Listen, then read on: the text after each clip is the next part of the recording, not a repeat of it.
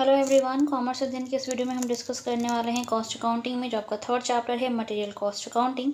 इसमें हम देखेंगे एवरेज कॉस्ट प्राइस मेथड, जिसको दो पार्ट्स में डिवाइड किया गया है। पहला आपका सिंपल एवरेज मेथड, दूसरा है वेटेड एवरेज मेथड। इसमें हम इसकी मीनिंग, एडवांटेजेस एंड डिसएडवांटेजेस को डिस्कस करेंगे। तो वीडियो साथ इन तक बने रहिएगा ताकि हर एक पॉइंट आपको अच्छे से क्लियर हो जाए।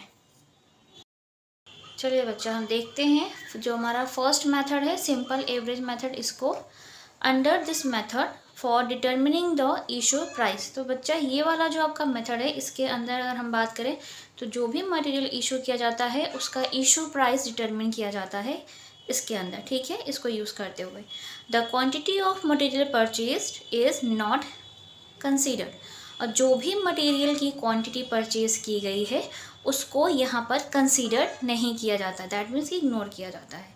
ओके, फिर है आपका simple average price is calculated by dividing the total of prices of materials in the stock from which materials are issued by the number of prices entering in the calculation. देखिए बच्चे, यहाँ पर जो भी prices होता है, जो भी मटेरियल एंटर हो रहा है एज स्टॉक, है ना, तो उसकी प्राइस का टोटल किया जाता है एंड टोटल करने के बाद उसको डिवाइड किया जाता है ताकि सिंपल एवरेज प्राइस को फाइंड आउट किया जा सके। ठीक है, dividing the total of prices of materials in the stock from which material are issued by the number of prices entry in the calculation. तो जितने भी स्टॉक्स एंटर किए गए हैं उनके प्राइजेस को लिया जाता है, टोटल किया जाता है एंड देन डिवाइड करते हैं और फिर पता चलता है कि एवरेज प्राइस कितना आया है। ठीक है बच्चा, इतना क्लियर हुआ। इसके एडवांटेजेस की बात कर लेते हैं कि क्या क्या हो सकते हैं इसके एडवांटेजेस। ओके, फर्स्ट पॉइंट है आपका mixed form of price. Mixed form of price, जैसा कि बताया कि जो भी मटेरियल एंटर होंगे उनके प्राइजेस को यहाँ पर लिया जाएगा, उनका टोटल किया जाएगा, देन डिवाइड करते हैं। ठीक है, सेकेंड इसका जो बेनिफिट है वो है tendency of equality in rates. यहाँ पे जो टेंडेंसी फॉलो की जाती है वो ये देखा जाता है कि इक्वालिटी है कि नहीं रेट्स में। ठीक है, कि मीन्स इक्वल है या नहीं अमाउंट जो भी है, प्राइजेस जो रेट है।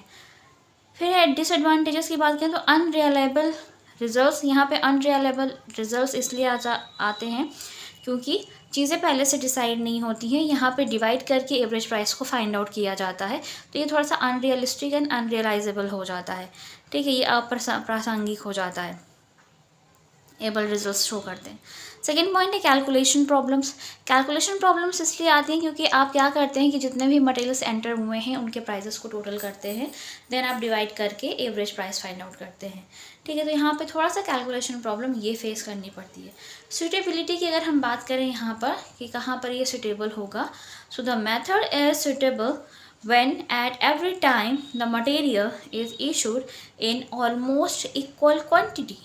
ठीक है, तो ये ज़्यादातर वहाँ पर सूटेबल होता है जहाँ पर हर बार जो भी मटेरियल इशू किया जाता है उसकी जो क्वांटिटी होती है वो इक्वल होती है।